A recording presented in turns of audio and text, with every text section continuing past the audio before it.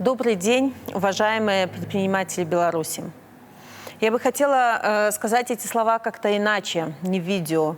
Мне в целом гораздо проще общаться напрямую, а не через объектив камеры, когда не видишь глаз собеседника. Но это тот формат общения, который нам с вами доступен. А последние 2 года научили меня действовать всеми доступными способами.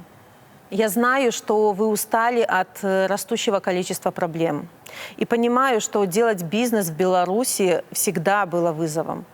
Это ответственность за людей, ответственность за свои решения и жизнь с осознанием, что в любой момент у тебя могут отобрать то, что ты построил.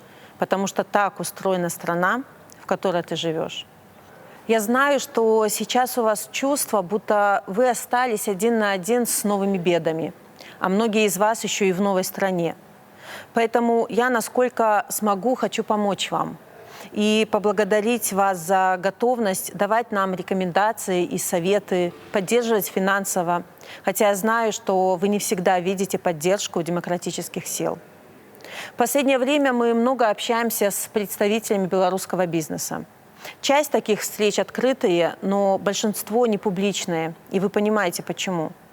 Но благодаря этому общению я знаю и как живут семейные компании, релоцированные в Эстонию, и с какими проблемами сталкивается крупный IT-бизнес, который уходит с рынка государства-агрессора. Я слышу тех, кто занимается своим производством в Беларуси и не собирается закрывать его. И тех, кто давно перенес офис на Кипр или в Британию, но помогает медиа и детям политзаключенных. И я понимаю, что белорусские предприниматели находятся на минном поле. С начала войны белорусский паспорт сам по себе может стать причиной блокировок счетов в разных странах. При этом публичное высказывание или действия для многих из вас моментально отражаются на работниках и офисах Беларуси. А молчание о происходящем, наоборот, может быть воспринято Западом как поддержка режима и повлечь санкции. Я знаю цену и вашего молчания, и вашего слова. Потому что отстраивать Беларусь помогут не санкции, а работающие компании. Не посадки бизнесменов, а свободный рынок. Мотивация не страхом, а уважение к инициативам людей. И чтобы быть рядом с вами в сложных вопросах, мы создаем рабочую группу по вопросам белорусского бизнеса. И прошу вашего мнения и совета о том, какие проблемы она должна решать, а возможно и кто в нее может войти.